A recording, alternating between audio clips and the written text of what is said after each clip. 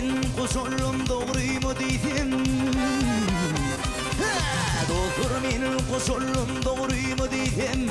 Onu gelmedi mi yigitlik çağı. Oğlanlıktan gelin idim adam. Şonu dolunmaz mı yigitlik çağı.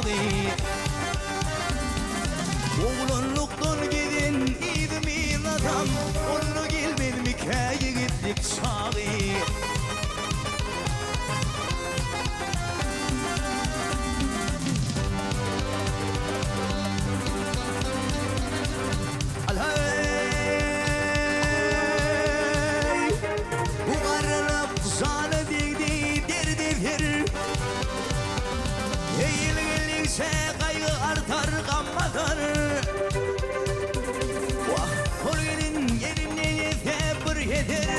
Şonu gelmedi mi yigitlik çağı.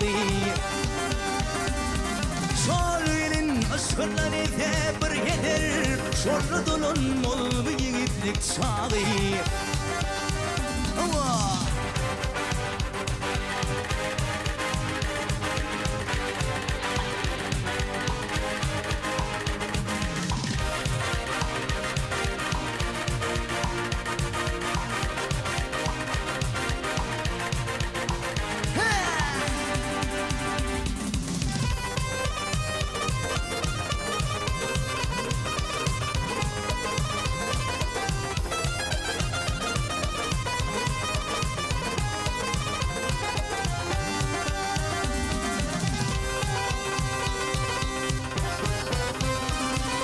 Badıkadan urup ömrüm gülüne.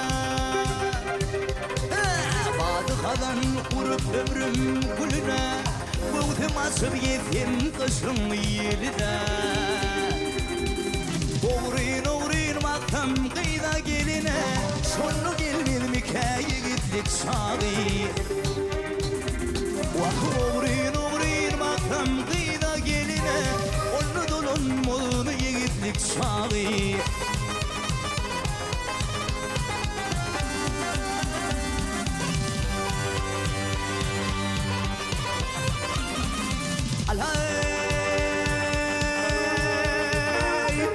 Yedin yer bilden bitmedi hiçbir iş.